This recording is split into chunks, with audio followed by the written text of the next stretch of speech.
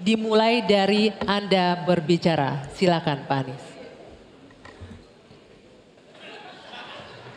Baik, Pak Prabowo yang saya hormati, gagasan yang Bapak bawa dan Bapak gaungkan adalah keberlanjutan. Pertanyaannya kemudian, apakah yang sekarang kurang dari pemerintah hari ini akan dilanjutkan? Asumsi saya tidak. Yang kurang tentu tidak dilanjutkan.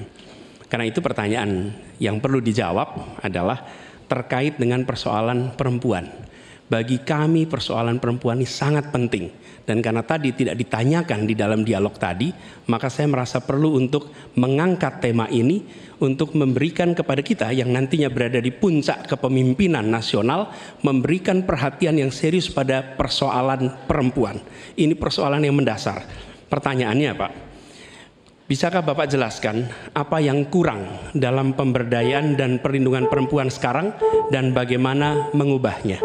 Terima kasih Pak. Ya.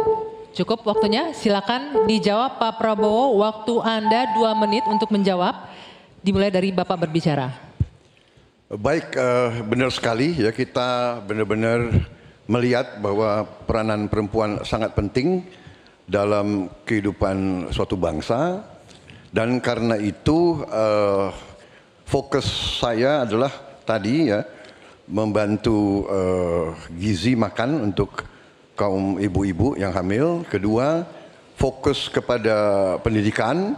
Saya ingin membangun sekolah-sekolah unggul terpadu di tiap kabupaten, di mana kaum perempuan harus diberi suatu kesempatan yang sama dengan kaum laki-laki, dan ini sudah saya rintis di Universitas Pertahanan, di program-program S1 yang kita buka di 10 prodi di bidang Science, Teknologi, Engineering, Mathematics.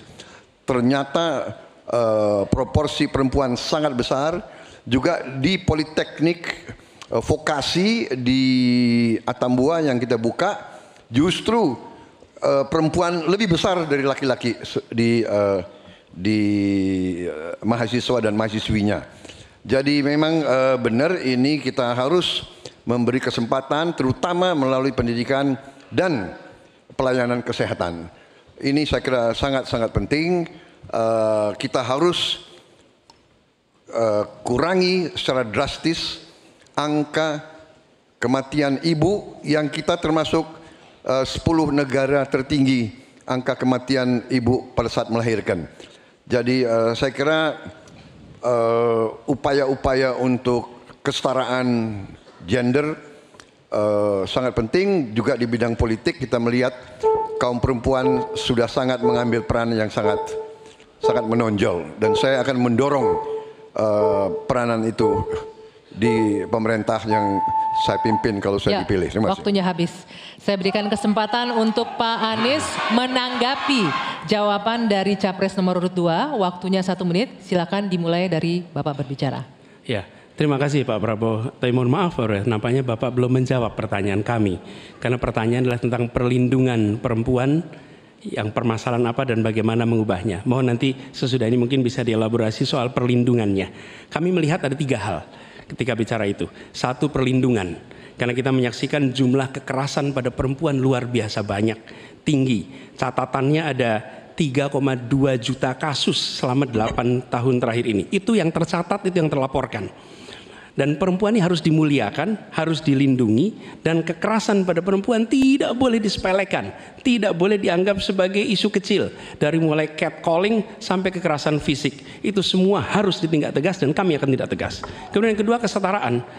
Yang sekarang bekerja dibangunkan daycare sehingga bagi ibu yang mempunyai anak bisa ada tempatnya. Yang ketiga, kesejahteraan.